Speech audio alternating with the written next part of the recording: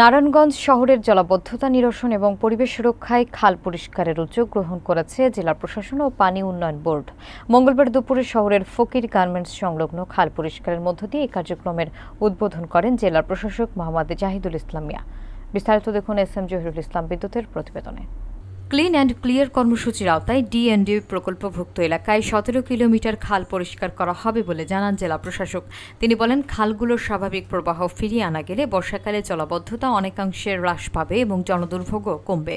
জেলা প্রশাসক আরও বলেন, পরিষ্কার পরিচ্ছন্ন পরিবেশ নিশ্চিত করতে জনসচেতনতা এবং সক্রিয় সহযোগিতা অত্যন্ত জরুরি। এই প্রচেষ্টায় নাগরিক অংশগ্রহণ অত্যন্ত গুরুত্বপূর্ণ। উদ্বোধনী অনুষ্ঠানে আরও উপস্থিত ছিলেন অতিরিক্ত জেলা প্রশাসক মোহাম্মদ আলমগীর হোসেন, সদর উপজেলা নির্বাহী কর্মকর্তা মোহাম্মদ জাফর সাদিক চৌধুরী ও পানি উন্নয়ন বোর্ডের কর্মকর্তারা। এই উদ্যোগের মাধ্যমে নারায়ণগঞ্জ শহরকে পরিবেশ বান্ধব ও জলাবদ্ধতা মুক্ত নগরীতে রূপান্তর করার লক্ষ্যে কাজ চলছে।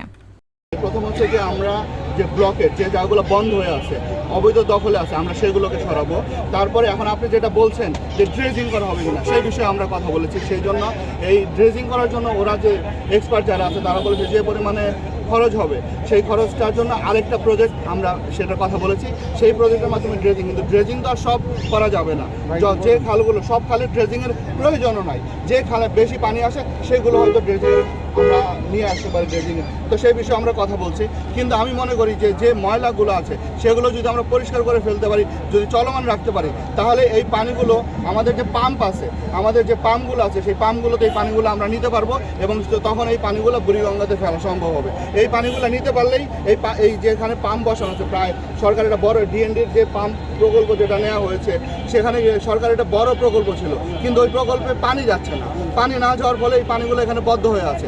আমরা এই পানিগুলো ওইখানে পৌঁছানোর জন্য সেখানে যদি ড্রেজিং করতে হয় সেটা আমরা করবো। আর সবাই যেন আমাদের জায়গা থেকে, যার জায়গা থেকে আমরা এই খালগুলো, এগুলো হচ্ছে ওয়াটার বডি।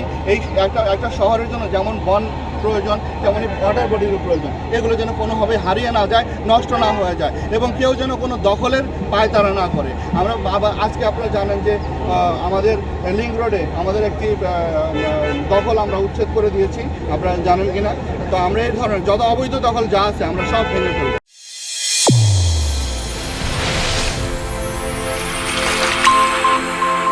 চ্যানেল A1 হৃদয়ের স্পন্দন।